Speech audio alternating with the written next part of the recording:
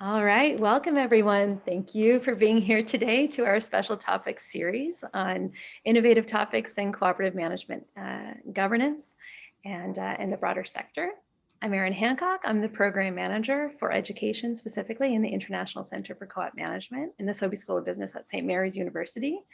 We're located in Halifax, Nova Scotia, Canada, on Mi'kma'ki, the unceded and never surrendered territory of the Mi'kmaq people. If you'd like, you can add to the chat what territories you're located on as well. With our partners around the world, with our center, we focus on elevating the cooperative economy, all types of co-ops, in order to be able to better serve our members in the community.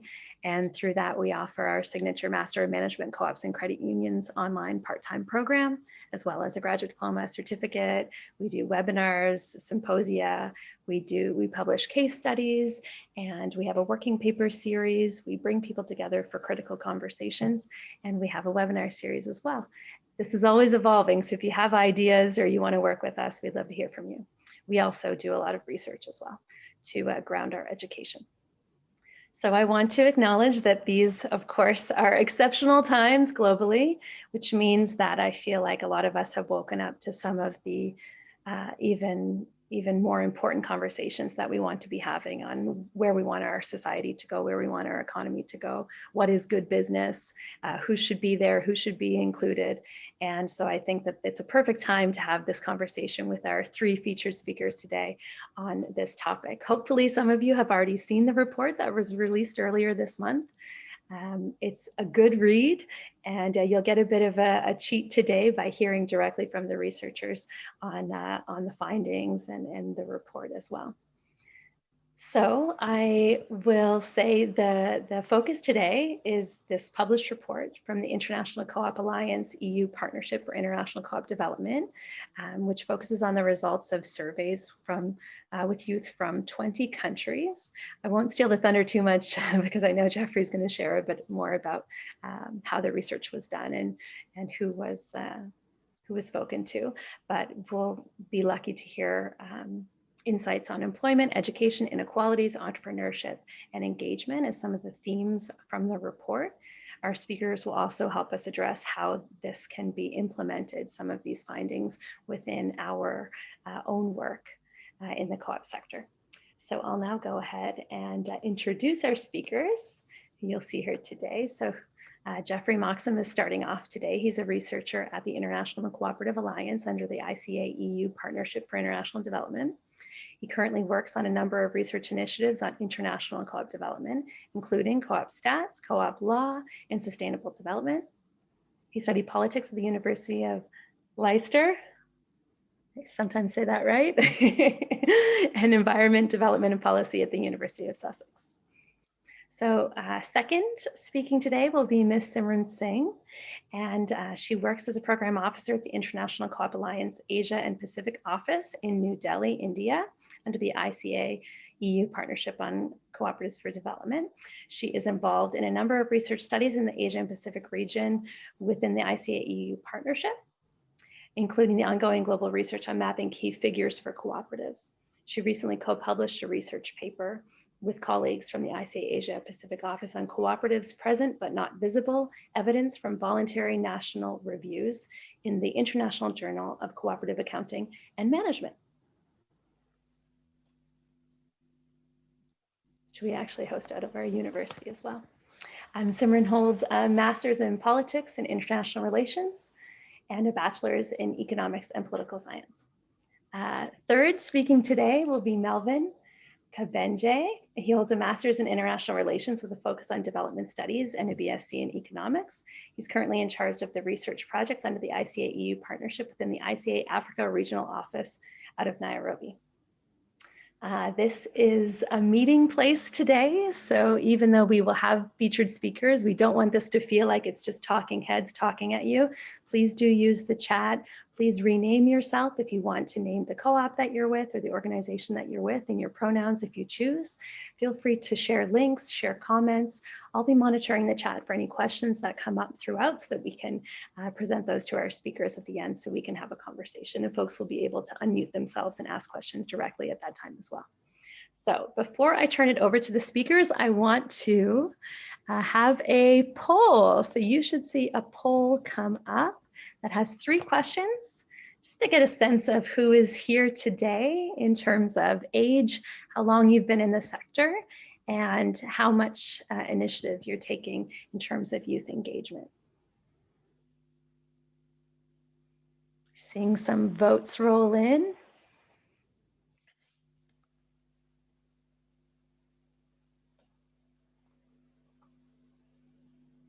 Okay, it's climbing up. We've got over half the people have now voted.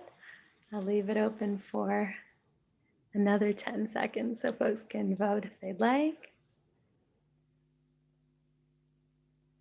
Again, your age, how long you've been active in the sector, and how engaged you are with cooperative engagement of young people. Okay, so now I'll show you. Share the results to all of you. So we have actually half the people here today are in the sort of classified as youth range as per the classification used in this research and report that you'll hear about today, which is interesting. We also, in terms of engagement in the sector, how long people have been engaged, it looks like 5 to 10 years is the most popular vote, but also a lot of folks who are fresh. And wow, 2 people over 30 years, great. And then looking at, let's see, looking here at time and energy in the sector, it looks as though this is a priority. So we're not surprised that you have shown up here today if it is in fact a priority and you're focusing on it quite a bit. And it seems like for some people, they're coming here because they're maybe earlier on in that journey of engagement. So wonderful. Thank you very much to all of you. And now I'll turn it over to Jeffrey. I'm listed as Aaron in the chat. So if you have any questions about the webinar, certainly message me there, or direct questions for the speakers. We'll collate those until the end. We will be sharing the slides, and I will send the recording as well as the link to the report after. Take it away, Jeffrey. Thanks everyone for being here. Thank you so much, Erin, for the wonderful introductions, and really just a big thank you for having us today. It's an absolute pleasure to be here at the International Centre of Co-op Management, and really it's a real pleasure for us to speak about the new research report. And I hope that you can all see the slides on the screen there. So the new research report that was out on the 3rd of March this month is entitled Young People and Cooperatives, a Perfect Match. And we'll just give a real brief introduction really about the study itself, and then we'll take a deeper dive into some of the findings that are there. And then we'll look at some of the conclusions and recommendations of the study. So just to say a quick word about the Icae Partnership in which this research report has been carried out. So the main objective of our Icae Partnership is to raise the profile of cooperatives as key actors in international development. And it's been running since 2016.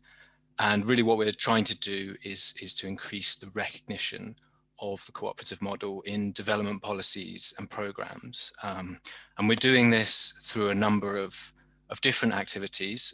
So we're doing some policy and advocacy and other things, but also dedicated research and knowledge building activities.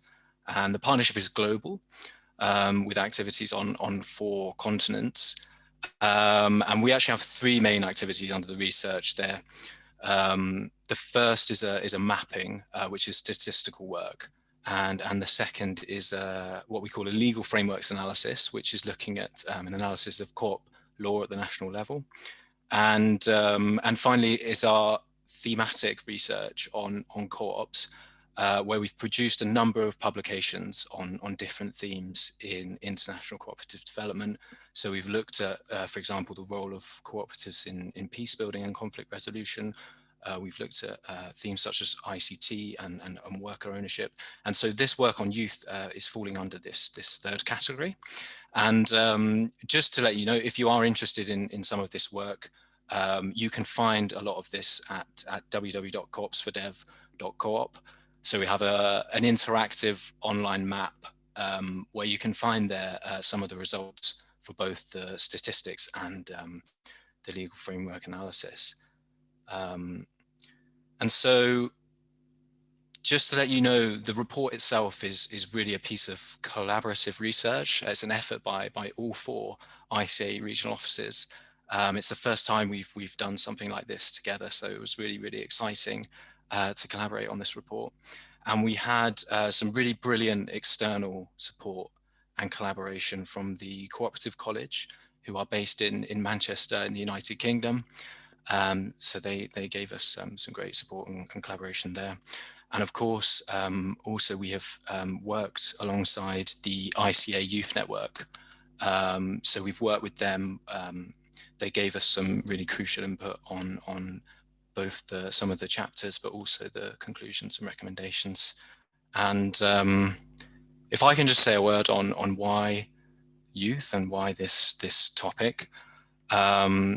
At the beginning of the partnership, we undertook a needs analysis to see what could be a good subject to work on, both for the regional officers, but most importantly, our members at the ICA.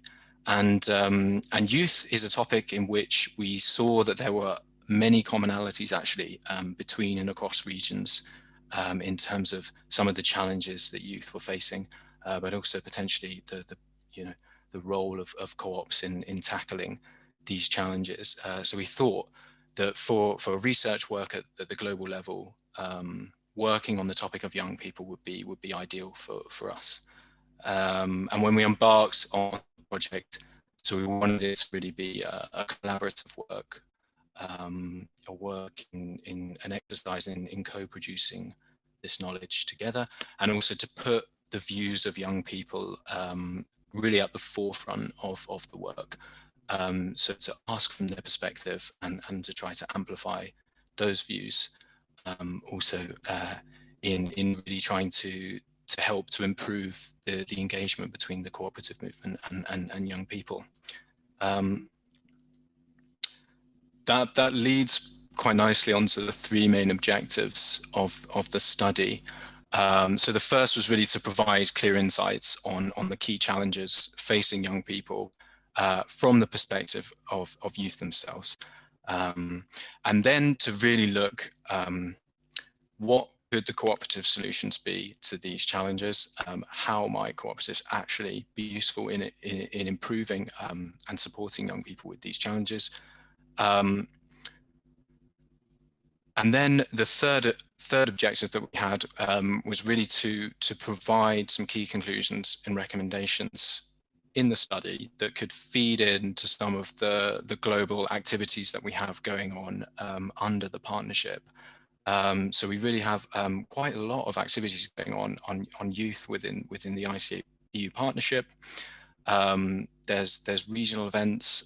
We have a global cooperative entrepreneurs program. And we also have a global youth forum on cooperative entrepreneurship, which is actually coming up tomorrow and Friday. So maybe we can talk about a bit more about that later. But to say that really it's a practitioner approach, and we wanted that work to be useful in some of the operational activities that we're doing. I'll just very briefly talk through a little bit the main steps. So how we did this work, how we carried it out. It also gives you a good idea of what's inside the report itself. So it's relevant there. And we developed a methodology horizontally between each of the regional offices.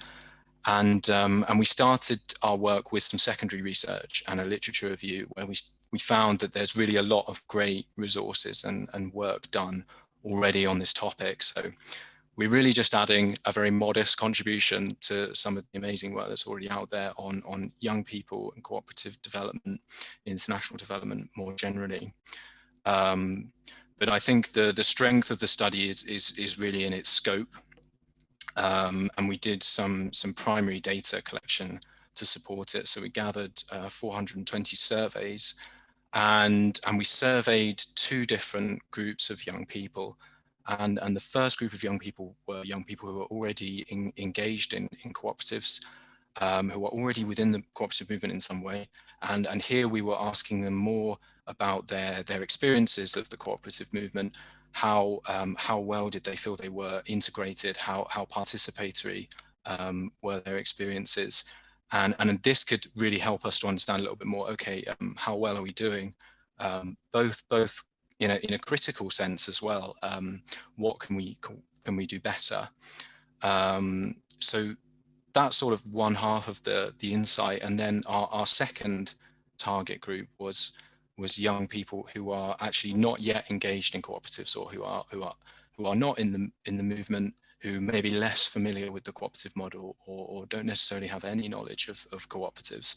And the questions there were more orientated towards, for example, the level of knowledge on cooperatives, how they also perceive cooperatives and the cooperative model themselves. And I think this could also give us some clues in terms of how cooperatives can be better out there, and to get more young people actually engaged in the model as it kind of experiences a renaissance today. So we had these surveys, and we had analysis in 20 countries, 5 countries in each ICA region. I won't go through the list, but we have it to hand if it can be interesting for you. And so when we did some analysis and we had an idea what was going on at country level, we then took this content and developed it more into thematic chapters, which kind of mirrored some of the main challenges that the youth had spoken to us about, for example, employment or education. And here we could do a little bit more global and regional analysis to try and draw out, maybe there's some comparative trends there which could be quite interesting, for example, in levels of participation, integration, or youth networks, for example. And so once we had this, we then wanted to gain also some input and some feedback from the key stakeholders from the study. So we invited the ICA Youth Network to give us also some feedback on the chapters, and crucially the recommendations as well. And then this all went into a final report. And yeah, the one that has been launched, which hopefully you have seen. If not, we post the link in the chat. So before I pass the floor to my colleague Simren, I'll just give a really brief overview of what's inside the report. There's a quick introduction there. And we also gathered several forewords from key stakeholders and policy actors in terms of the significance of the cooperative model for young people, and a literature review which gave a little bit of insights into the secondary research that we did. And then you have what's called the 5 E's, and so that's employment, education, inequalities, engagement and civic participation, and entrepreneurship. And these were really the 5 themes that we felt echoed very much what had come out of the surveys. And these can be read as more standalone pieces, or you can read the whole thing as one piece as well. And there are some overlaps and interlinkages naturally.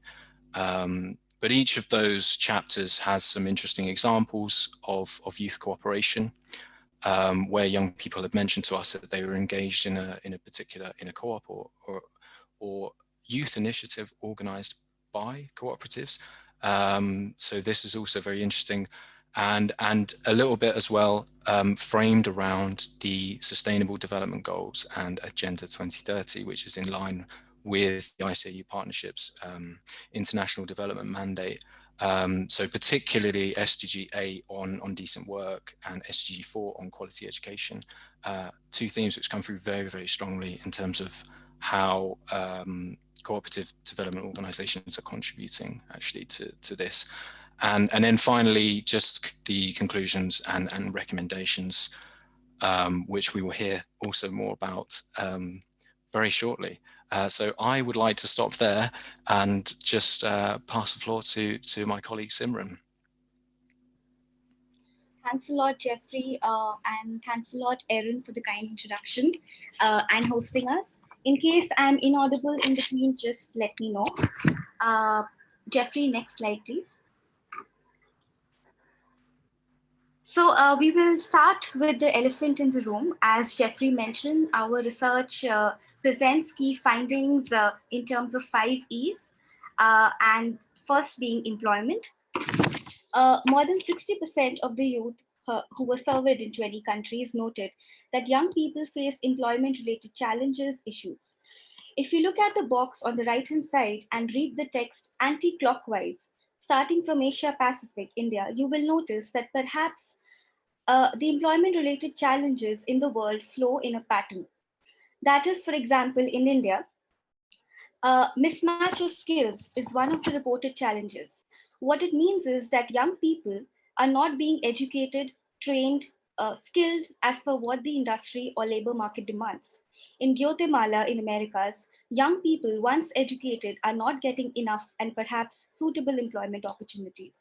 In Italy, even when one is in job, there is uncertainty about one's future prospects and growth at work.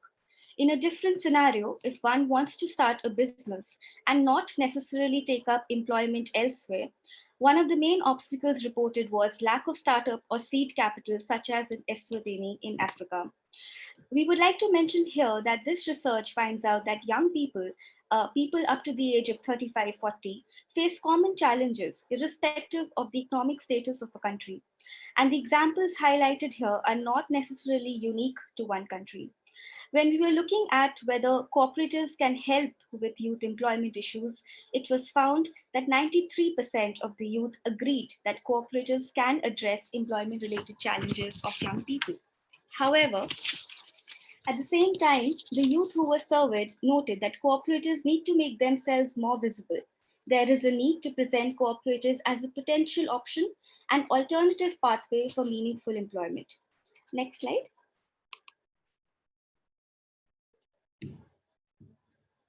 Even though cooperatives may not be known to young people, those who are aware of the model noted that young people do find the model attractive. The reason being that it combines elements of strong business and social impact. Now, though this is not part of the research directly, but it is relevant to note here that cooperative identity rooted in values and principles is very unique to cooperatives that binds cooperative businesses all over the world with a common thread. And this perhaps cannot be said for other types of businesses and organizations. Having said this, and having underlined the core reasons for getting attracted to the cooperative model of business, it is rather an honest revelation made by young people in the study that cooperatives are not the primary option for those who want to pursue entrepreneurship. But why not? And to start with, youth reported that they lack professional experience or knowledge on cooperatives, low levels of support from state institutions, bureaucratic barriers, or lack of, or rather poor enabling environment. The point on poor enabling environment is very important here. The graph on the right-hand side shows the average scores for the 20 countries surveyed in the study. These scores, the graph here is only indicative, and these scores were calculated using 3 rankings that already exist: starting a business, global competitiveness, ease of doing business. This graph shows that there are a wide range of differences between the countries studied. The lower the score, that means more the enabling environment in a particular country. The higher the score, the poorer the enabling environment is in a particular country. Now, keeping this in mind, the enabling environment for cooperative entrepreneurship also needs to be questioned. In the case of cooperative entrepreneurship, cooperative startups, legal frameworks play a critical role. To give you one simple example, the minimum number of founding members required to form a cooperative can be both an enabler as well as an obstacle. In different countries, the minimum number of founding members required to form a cooperative can be as high as 15 to 20 or can be as low as 5. Next slide. Now we move on to education, which almost sits at the heart of all our findings in this report. Since we have just discussed that one of the reasons why youth don't see cooperative entrepreneurship as a primary option is because of lack of knowledge, let's start with the third bullet mentioned on the slide here, that almost 50% of the youth from outside the movement have very little knowledge on cooperatives. So how do we address this knowledge gap? One of the respondents from UK mentioned that cooperatives need to be more present in schools and universities to illustrate their role better. Today we are about 25 people here in the call, and each one of us can probably relate to this question. How did we all get exposed to cooperatives? Did we actually study, read about cooperatives in our mainstream education channels? And perhaps this is not even a question, but just a point for reflection in future. So moving forward, it is important to highlight the correlation between education and employment within the cooperative ecosystem. Young people noted that access to adequate, affordable, useful, inclusive education are the most pressing challenges that they face, especially at tertiary levels. To give you an example of how education can fall short of being useful, let's look at the box on the right-hand side. In Bulgaria, young people reported that transition from school to work is a challenge. Now, are young people being prepared, guided, trained to start or take up work so that they can adequately address the employment related concerns? We don't know, and study shows perhaps it's not true. So cooperatives can provide a pathway for meaningful employment, but where is the education and practical training on cooperatives in our formative years? The study, the report that has just been shared with you all discusses some of these correlations. The third element under education is, can cooperative schools and colleges address the issues of affordability, usefulness, and inclusiveness?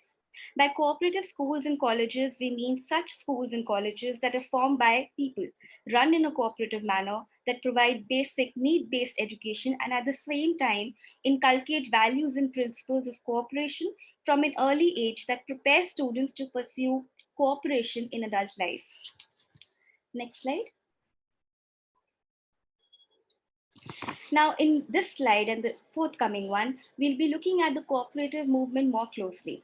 Generally speaking, youth surveyed in this report noted that they feel excluded from the labor market and wider society due to their perceived lower status as young people. This feeling is not particularly absent even in the cooperative movement. Young cooperators from the movement reported that they face inequalities within the structures of cooperatives.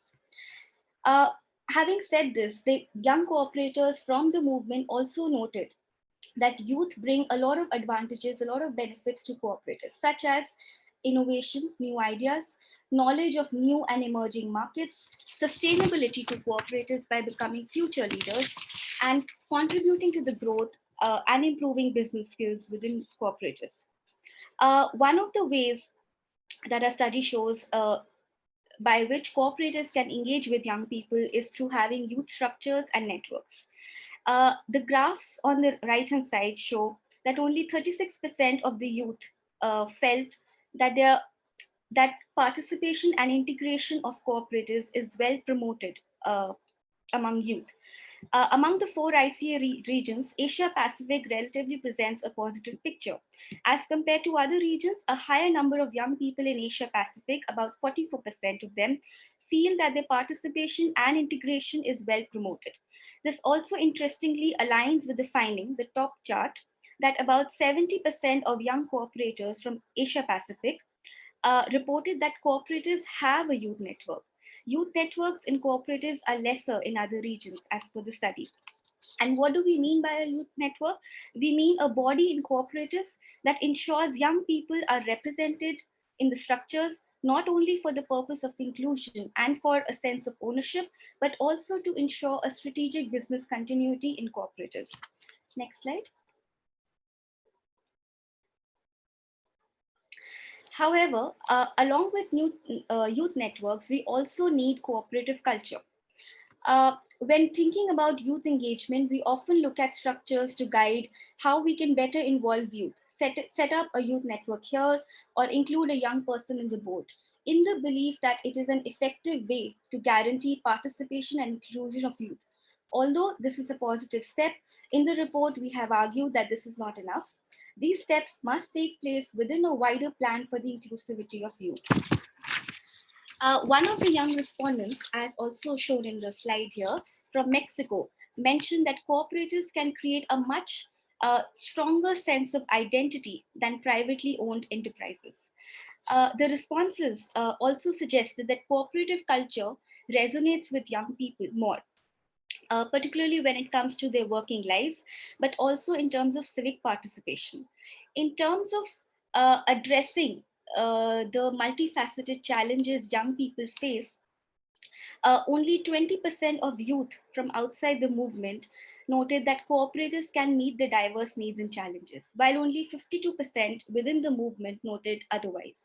The graph on the right-hand side show us which actors do young people find relevant in order to address their emerging challenges, educational challenges, employment-based challenges, etc. If one were to look at these findings from a more positive lens and in an action-oriented manner, there is immense scope for cooperatives to engage with youth within their respective structures, as well as to promote the cooperative model among youth who are outside the movement, to be able to address their multifaceted challenges. But how do we reach out to young people?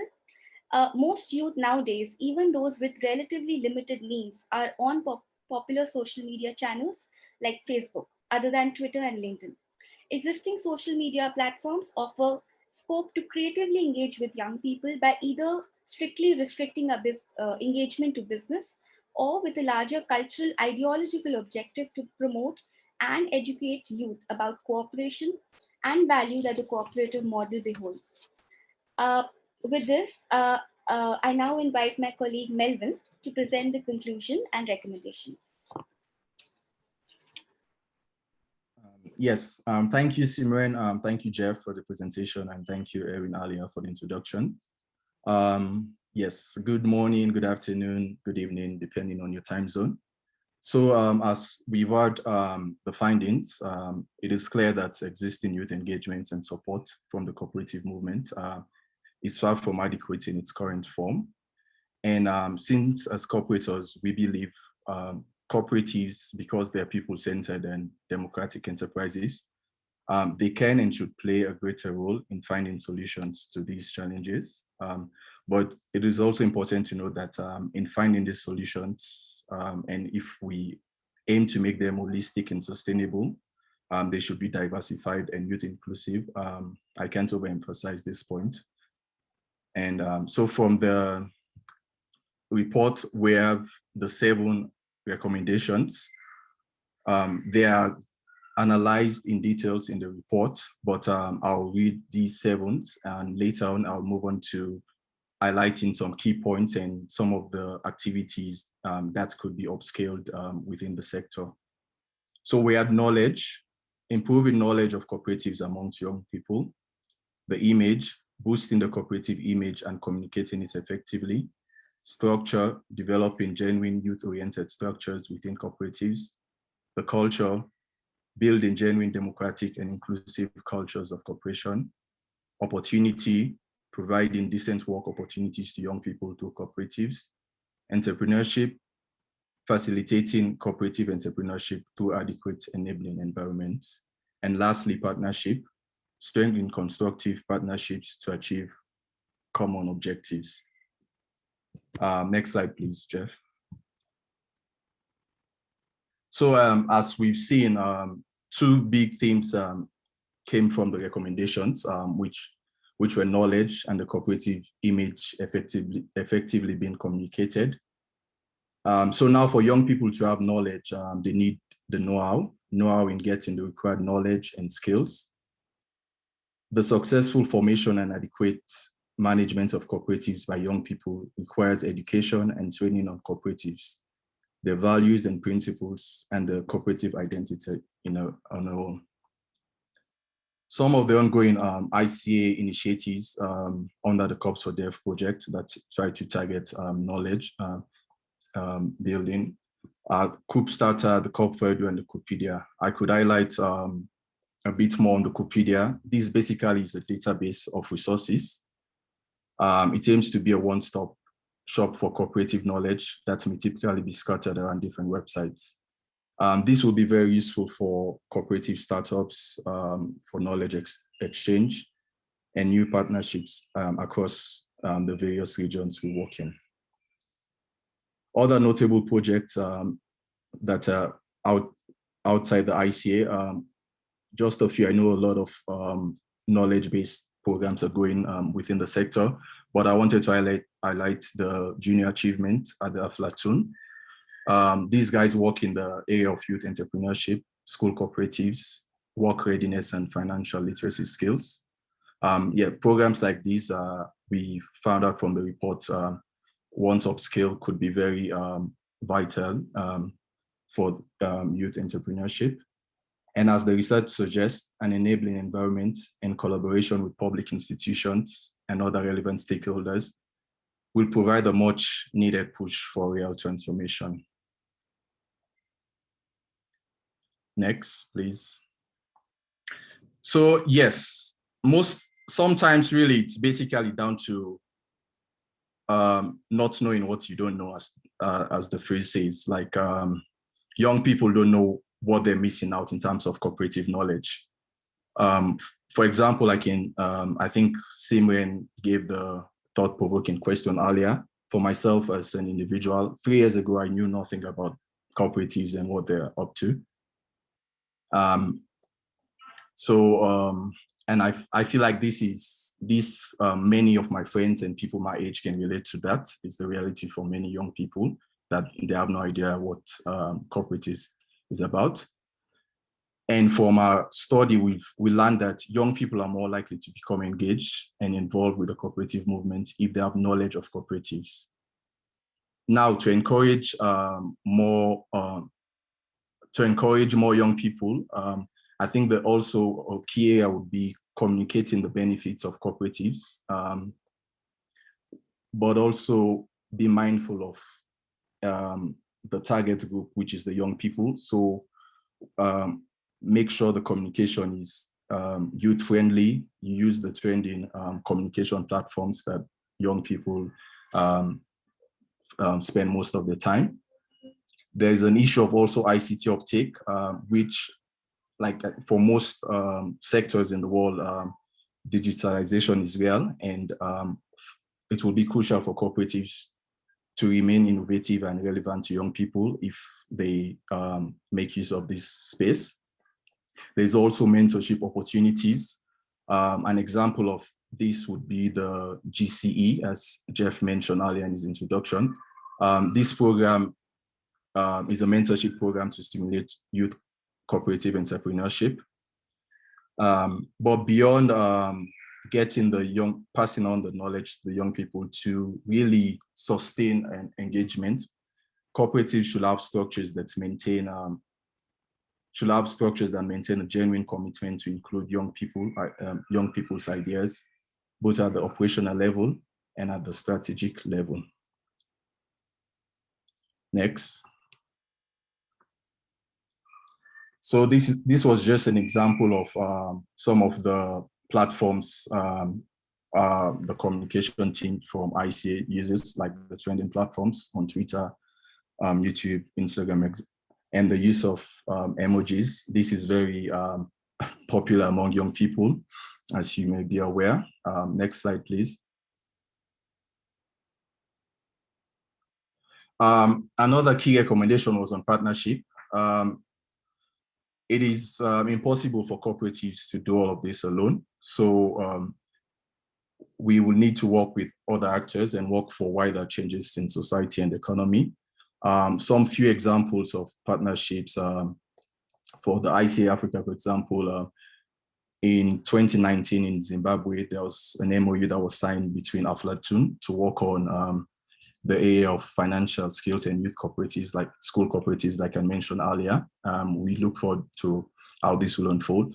And there are so many similar examples of this in the other 3 ICA regions.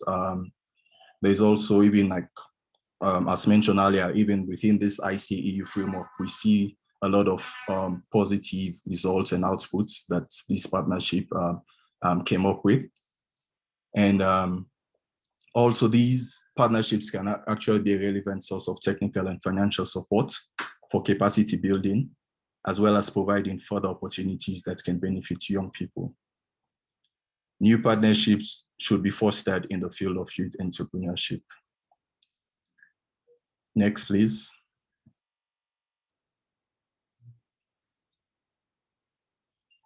Like Simren mentioned from our findings, 60% of the young people face employment-related challenges. That's a very big challenge.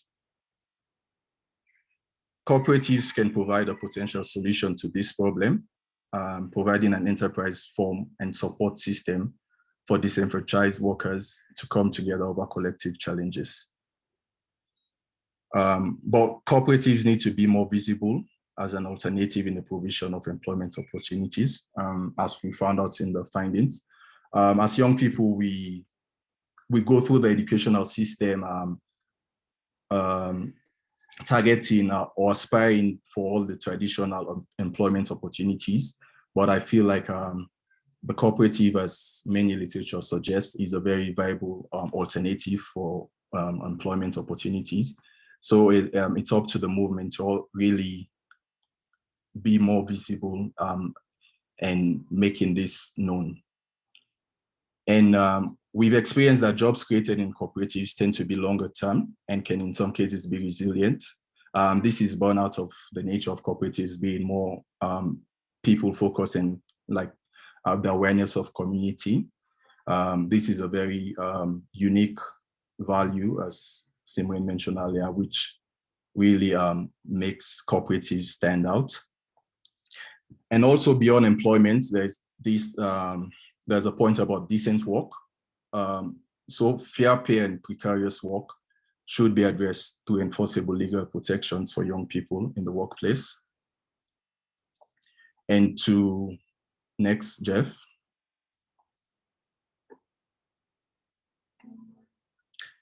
And this is, we're almost at the end now. Promoting a culture of cooperation also came out as one of the key recommendations. Not just any kind of culture, but an inclusive culture. I think this should really be looked at and focused on. A strong culture of cooperation with commitment to the cooperative values, including equity and solidarity, and the cooperative principles. We should also try to make sure to address whatever negative perceptions that are out there on cooperatives, because from the research, some of these were mentioned by the respondents. And yeah, but cooperative can be further fostered through genuine democratic and bottom-up decision-making. Basically, we're saying if people trust the leadership and the decision-making process, this will really enhance participation, and young people in particular, knowing that their voices will be heard, whatever decisions will be coming out of the cooperatives, the point about owning those decisions will actually be key. Lastly, cooperatives can also be social spaces and places for recreation. This is also important when dealing with young people, as it's really from the background of making young people comfortable. And we should also have it in our mind that productivity can be attained in relaxed and welcoming spaces. This can be key also in getting young people engaged. To our last recommendation, next slide, please, Jeff. Yes, so now for all of this to work, we really need an enabling environment for all of this to work. A conducive environment for cooperatives can have a huge impact on the success of cooperative entrepreneurship. Youth cooperative entrepreneurship needs a specific enabling environment that supports cooperative development. As I think it was mentioned earlier by both Jeff and Simren, the importance of legal framework. Currently, the ICA team is doing analysis. We've done over 60 countries. This is important because legal frameworks we advocate that they should be developed and implemented effectively in accordance with cooperative values and principles, and through consultation with cooperative movements, especially including youth cooperative movements. The issue of finance also was a big barrier to young people, and in talking about the environment, we believe that there should be improved access to capital for innovative cooperative entrepreneurship ideas. And lastly, the new cooperatives coming up and forms of cooperatives should really be explored, like platform cooperatives, and in general, just technological approaches to cooperation. I think this is the end. You can take it back, Erin, and we're open for further questions.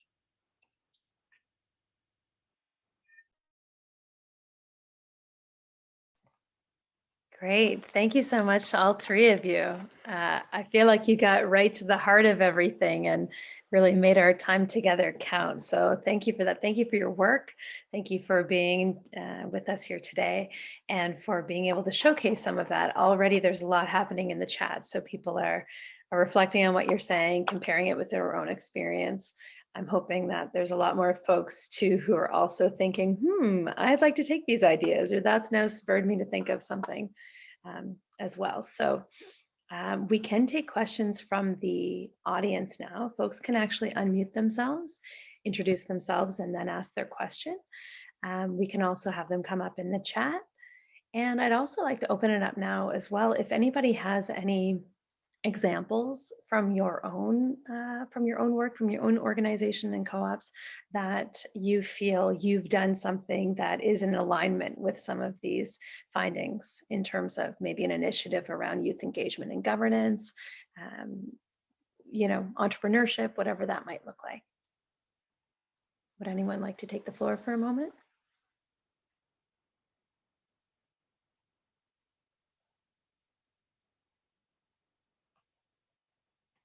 Be shy.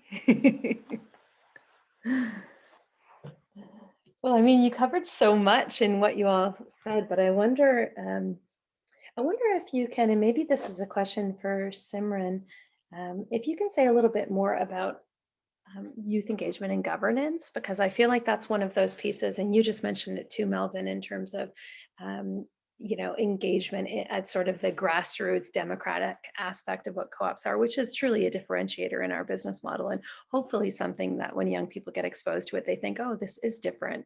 I would like to be involved in this. This might be more aligned with my values. There's some transparency, some engagement there.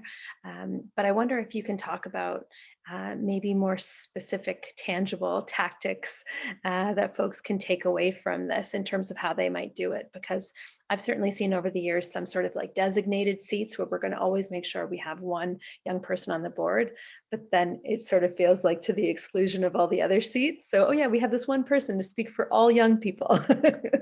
And then I think we've also seen other techniques where people use nominations processes where they try to say, we want more young people, so we're going to target them, we're going to invite them, we're going to teach them what it means to be involved in governance. But those are just some that I've seen. Do any of you want to say more about what you've seen or what you think would work well? Thanks, Erin. This is actually a very pertinent question. Yes, in terms of having a young person on the board of a cooperative is important, but at the same time, it is important to acknowledge the fact that youth in itself is not a homogeneous category. The age range is so vast, 18 to 40 years. Now, someone who is a board of director in cooperatives at the age of 37 may not, he or she may still be considered as youth, but, may not necessarily be talking for youth. So, so what I'm trying to say is that when we talk about youth, we should not always try to categorize it, and see it in a more broader sense. Sometimes young people are already there, present within the structures. That is one point. The second point is when we're talking about governance, I think as the chapter on civic engagement and civic participation and engagement mentions the idea of culture. It's more about culture. People who are above 40, after a point in time, they have to necessarily let go of their positions and have to sort of handhold younger people to be able to sustain the cooperative. So it is also about what young people can bring into the structure. That is second. And other than having reserved seats, I think it is more about inculcating that idea of broader cooperative culture, and the fact that youth or women are not exclusive categories that are different or alienated from this cooperative movement. When we talk about women and youth, in our minds we often consider them as separate categories, different from the movement. But no, they are very much part of the movement. It's just that how we look at them. And yeah, and also I would like to iterate that a lot of cooperatives do engage with young people within the movement and outside, through projects, through programs, but it should not be limited to, let's say, a CSR activity. That it is, we have certain funds, it is our mandate to engage young people through sports, through whatever trainings, and yes, 100 people came and then had lunch and went back. No, it is it is about a more constructive, meaningful engagement, um, and bringing them back in the loop post that event. So and yeah, I think Jeffrey and Melvin can add more about governance structure here. These are some of my inputs on this question. Very, very, very well said. Thank you. I mean, you raised two things that I feel like is starting to emerge more in co-op conversations, this sort of tokenization conversation about, we have one person of color, or we have one, woman, or we have one young person, or we have someone that represents X sector, and to sort of like check the box, but miss some of the complexities of their engagement and others' engagement. And the other one is around that sort of homogeneity point, or sort of the lack of acknowledging intersectionality, the fact that someone who is 25 in a certain body, with a certain family structure, with a certain job or socioeconomic status, is very different from someone else who is 25 with, could be on opposite sides of many of those spectrums. So I appreciate you raising those as well as other points. Melvin or Jeffrey, did you want to add?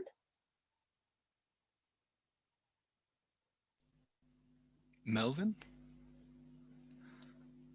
I think Simren covered it well, but probably what maybe I can just add a bit also. I feel like based on the region, I feel also it's a cultural thing, because even beyond the cooperative movement, there's always this politics about who is a youth leader, who is not a youth leader.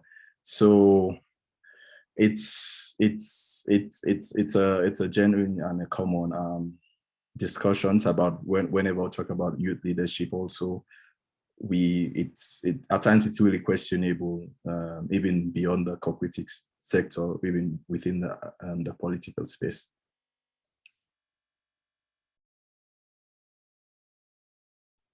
Thank you. Jeffrey, anything to add, or should I move on to? I think the contributions from Melvin and Simren are excellent. I do think it has to go very much hand in hand, and I really agree, Erin, in terms of what you mentioned with the kind of box ticking exercise of it in the structural sense. And I think this is why we try to introduce this element of culture, because I think even if the structural places are there, if you have a very kind of top-down, opaque managerial structure with a lack of transparency, I think it still doesn't solve the potential issue there. So this is one reflection. Yeah, and I stop there. I'm really interested to hear experiences from the audience as well, I think. Great, thank you. Erin, if I may add one point. Sure. Looking at our own example from AP, I would say having young people on board is not enough. Giving them voting rights is also important. So it's not just representation, but actually meaningful representation where they can have the power to implement, all the reasons why they are there on the board. So yeah.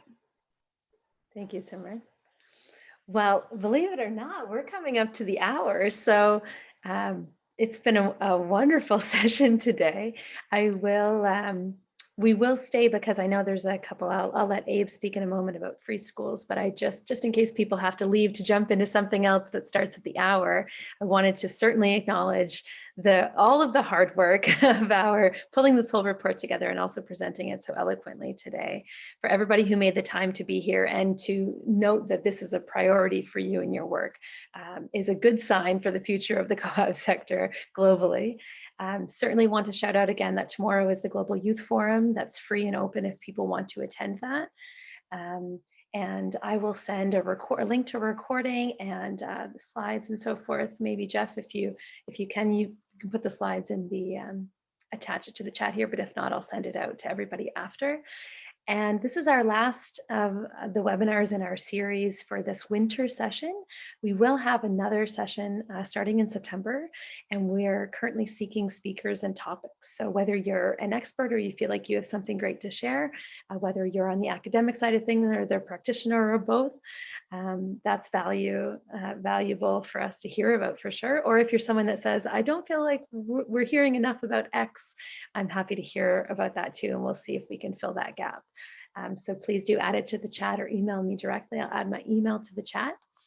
And thank you again, everyone, for being here. And I will now turn it over to Abe if you want to speak about free schools. And anybody who'd like to stay to chat will stay on for an extra 10 minutes. And everyone who has to go, thank you.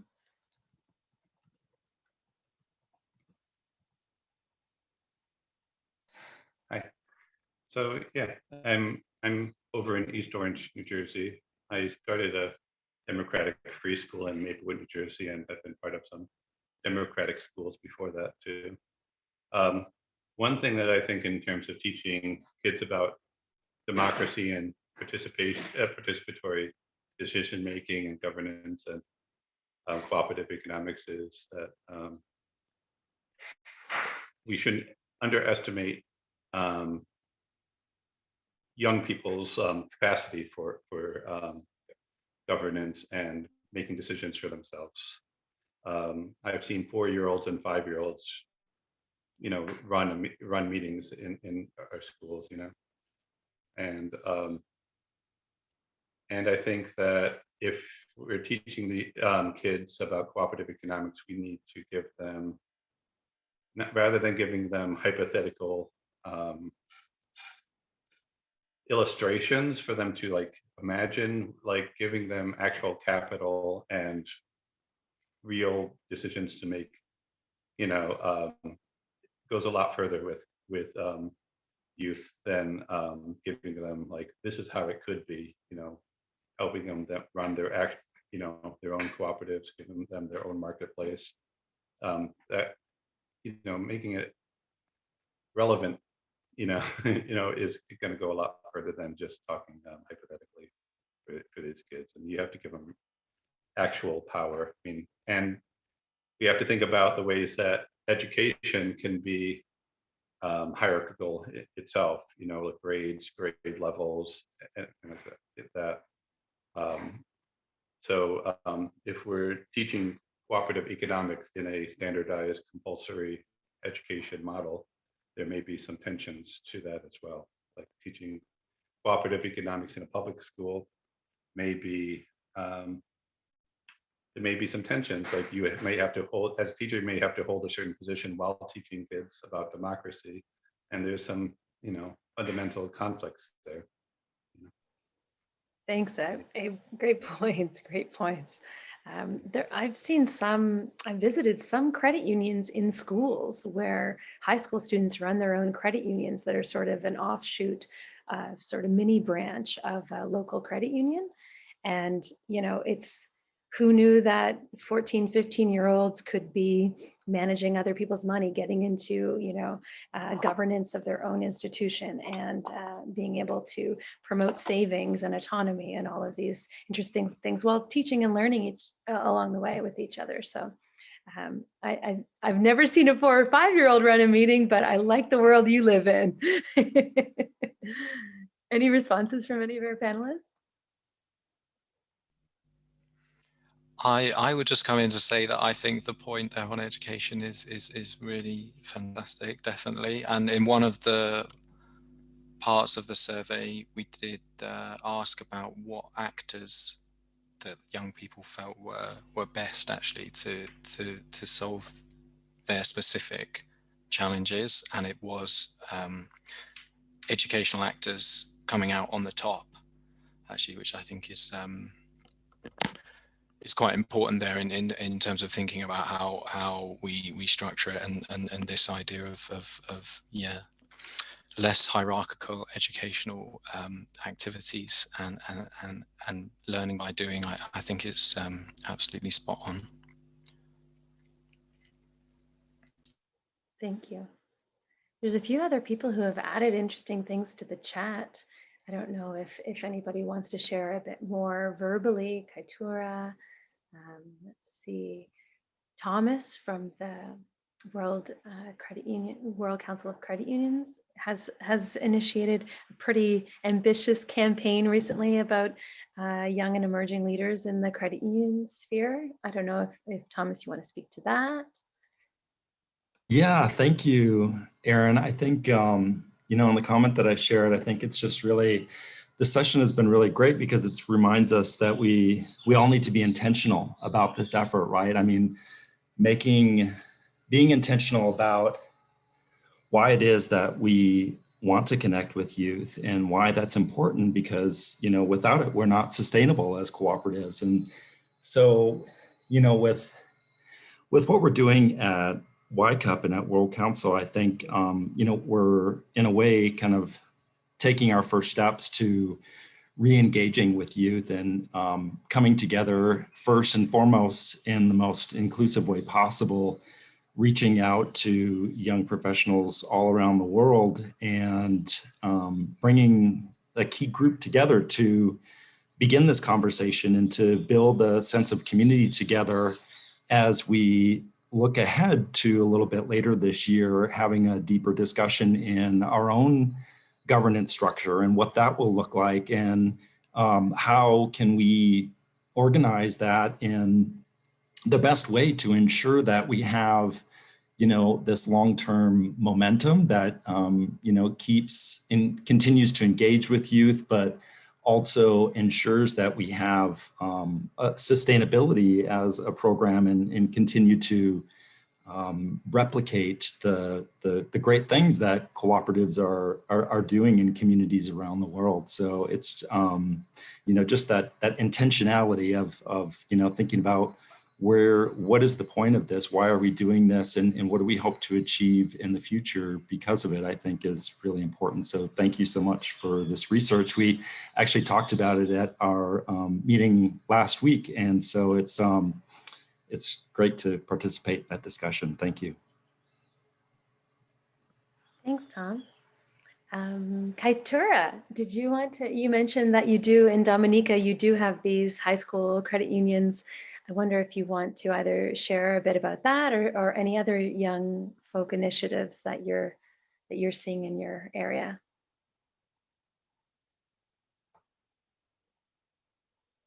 If you have a microphone, I suppose is the other thing. Okay. Okay, are there other folks who wanted to say anything before we close for the day? Yeah, this is Eric. I had a question in the chat that I'd be happy to share, and then also had a couple of other thoughts from listening. Is that helpful? Yes, thanks, Eric. And go ahead and introduce yourself first. My name is Eric DeLuca. A couple of my thoughts come from my experience managing the US program for the International Year of Co-ops from 2012. And folks may remember that ICA and the UN and the various co-ops around the world had a youth engagement and youth outreach priority in the strategy. And so maybe I'll start with those, and then I'll go back to actually one of the things that I put in the chat related to that, which is this idea in the research of, for young people who don't have a lot of awareness or engagement of co-ops, asking them questions about what they know about co-ops and what they think about co-ops, contrasts with what seemed to come forward in the International Year experience, which was a values alignment. And that if you're talking, it's almost like an asset-based approach to economic development, rather than saying, what do you know about co-ops, saying, what are your values? And then they say, I value, democratic decision-making, or I value social benefits for businesses that are also economically functional, or whatever. You could say, well, co-ops do those things. And so the measurement of that, the values alignment piece and what the values are as they state them, is of interest to me. And I didn't quite hear it in the research model, and I'm curious if it might be in the report. I haven't read the report yet. So that was one question. The second was, with the International Year, and I see Emily's on the call, so she may have more to say from direct experience or the through line, because I don't really know how this played out over time. We're now at the point of beyond 2020, and a lot of the International Year stuff was looking towards 2020. So that's a nice bookend that could also be an opportunity for reflection. But with the youth engagement aspect, what we found in the US was there was a combination of some long-standing youth-based network organizations and emergent entrepreneurial youth-based organizations. And a lot of the work on the ground was to try to be supportive in the bridging and collaboration among those. And so the creation of a youth council at the national level, which Emily played a leadership role in, was one of the things that the National Cooperative Business Association, as kind of the apex organization nationally across sectors, tried to support. And then it was a big conversation to figure out how to really, again, coming back to the points that were made on this call about genuine power and not just sort of token power or figurehead power, to say, okay, well, if there's going to be a youth council, what are they going to do and how are they going to be involved in guiding that and directing it? And then one of the specific tactical things that seemed to be useful was what were called these crash programs, where you would create alternative programming in relation to an existing conference that might be like, okay, the whole credit union sector is going to go to DC and talk with actual political decision makers and policymakers and leaders from the credit union movement, but then they have their own programming. And so it's a combination. So it's got a mentoring piece and it's got a cohort network development piece, that then it also has a real life engagement piece. And then that's something somebody can fund, a foundation can fund, other trade associations can fund, et cetera. So I felt like that was impactful, and the folks that engaged in that saw value in it. And it also gave something that a particular credit union or a particular sector association at the regional level could then send somebody to and sponsor. So it gave a structure for action.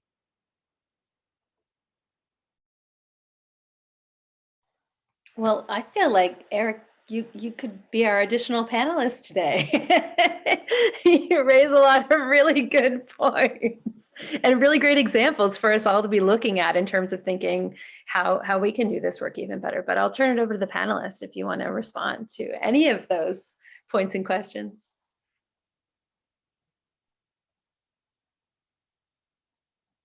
Melvin, Simren, Jeffrey. I'd be happy to come in on this. Particularly on the first point in terms of values alignment and sort of what did we specifically ask those outside the cooperative movement in terms of whether it sort of matched up or not per se. We were asking them more specifically about kind of their perception of the model as it stands and their knowledge of the model as it stands, and the background insights that we collected were more on the specific challenges that they were experiencing in their everyday lives, let's say, which employment came out so strongly, education came out very, very strongly, and then kind of a whole set of sort of sub issues, climate change, very, very, very noticeable, health and mental health, and poverty as well. And so I think it's really a broad set, but on the point in terms of like values alignment, we saw very much like, I think what was interesting in the work that we looked at was there's still very kind of negative perception that exists of the cooperative as something old and clunky and from an older era. This image is still kind of like very much alive amongst people who are not really engaged with it. So that, I think that was one of the interesting things that came out in terms of, but then I think the challenges between the two groups that we surveyed, they were both quite similar. So it's a little bit in terms of like young people, they're wanting there's some similar, I mean, obviously there's so much contextual difference, right? But many of us, we want the same things in terms of quality of life. So this is very interesting. I hope that sort of answers your question in terms of what kind of pieces of information we collect. And I think in terms of your second point is absolutely fascinating and very, yeah, this is really, really interesting, and we have to look quite closely in terms of the contextual background for, I think, the organizations and where they're located in terms of how the particular solutions, what might or might not be possible as well. But these are actually very, very interesting. So I would be very much interested to learn about these kind of specific examples and how they're functioning in practice. But I let the floor to my colleagues as well. Any final points from Melvin or Simren?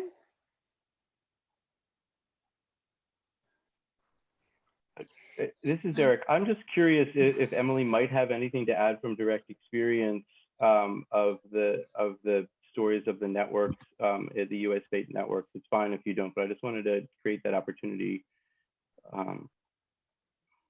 Sure. Yeah. Hey, Eric. It's been a while. This is Emily Lipple-Cheney.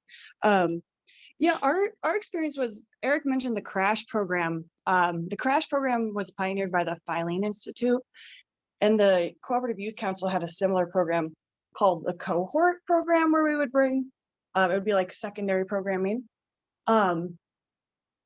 These programs were led by youth, and actually over the years, and Eric departed from NCBA by this point in time, we tried to incorporate and like partner with NCBA on these things, and found that it was a very difficult task. I'm aware, essentially it's like these were youth programs that then we tried to partner with the elder institution. The elder institutions refused our agency, and then tried to instead create the programs on their own later. I've been interviewing different youth councils and networks throughout the world over the past year, and this phenomenon has happened in other regions and other countries. So this kind of co-optation of youth initiatives by elders and institutions continues and is an issue. That said, yeah, I guess that's the only point. It's a little bit of a tough history, because we really started out really positive, and we had like the international year, we had a lot of energy, we had a lot of funding, strong partnerships. But really when it comes to implementation, and it comes to like standardizing these, or I guess formalizing these partnerships between youth and elder institutions, the elder institution often finds it really difficult to consider the youth equal players. And I think some of that is a fear around the transience of youth, and that they're talking to a different person every year. And then like the needs and the tone and the communication style of the youth then change. But that's kind of something that just needs to be tolerated in order for these relationships to function. I think there are a number of other factors too, but I think that this is a perennial issue. It's been an issue for a long time, and unfortunately, yeah, it persists. And I would just add one thing quickly to Emily's comments, which is that the equity and inclusion lens, that we're building a lot more skills around and then broader adoption of right now, I think is relevant to these points. And what I saw with the youth engagement around the council and the empowerment of the council is that if you don't have an intentional framework for inclusion and equity, then the default becomes this transactional approach where somebody can, it's easier to see an outcome like what Emily described, where it's like, that's a great idea, now we're gonna steal it, we're gonna do it our way, and thank you very much.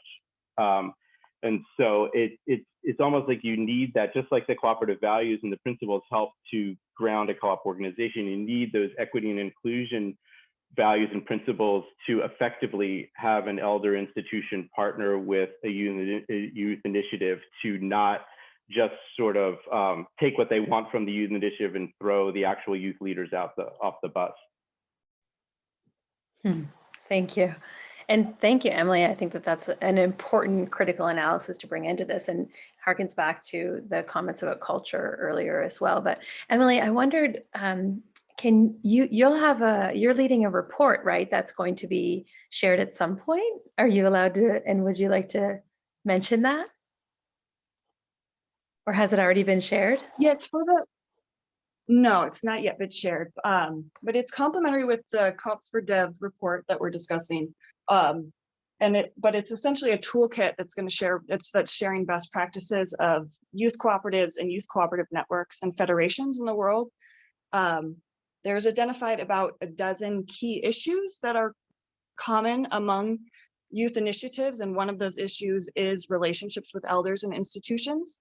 And so it's advice geared towards co-op youth, for co-op youth, but of course it can be read by elders and institutions as a guideline for how better to incorporate and cooperate with co-op youth. So the draft is about done, so it should be forthcoming depending on how long graphic design and what have you. So sometime this late winter, early spring. Awesome. I would like to personally invite you to speak on a future webinar, and we'll follow up about that. We can let the dust settle for a minute if you want, though. But I think what you're saying is really critically important, and you're right, is continues on from a lot from some of the important points that came up in this study. But I wonder, Simren or Melvin, did you want to say anything? We probably should wrap it up for folks, I know, moving on to other things. Nothing much really, just to say thank you once more for this opportunity, and I've gone through the chats, really diversified, interested points. We'll take feedback from this also as we continue, because this work really is what the IC will be using, like for advocacy and other activities within the partnership. So these are good inputs. Thanks to all the participants. Thanks, Melvin. Simren? Likewise, thanks a lot, everyone, for those great insights, especially on crash courses and having an intentional framework that comes with a longer foresight, what you want to achieve eventually, 5 years, 10 years, 50 years down the line. So really, thank you for those insights, and thanks a lot, Erin, for hosting us once again, and to all the participants here. I can also see a few participants are joining now, probably. Yeah, I think they got confused with the time zone difference. Maybe, I don't know. That's right. That happens. We have this weird thing where we change our time zone at a different time a few weeks before folks in the UK and other parts of the world. And so, yeah, we make it real confusing for everybody to try and follow. Plus, we're in Atlantic time zone. So that's something not everyone has even heard of. But that's okay. For anyone who's just joining now, we will be sending the recording out to everybody who attended today. And thank you again to our speakers and to everyone who stayed for the additional conversation. Take care, everyone. And please do, if you can just take one small step on something that inspired you today, by next week, I'm hoping that we all continue to do this good work that's going to accumulate into bigger systemic change. So that's my challenge for all of you. Thanks so much to everyone. Thank you. Thank you very much, Erin. Take care. Take care.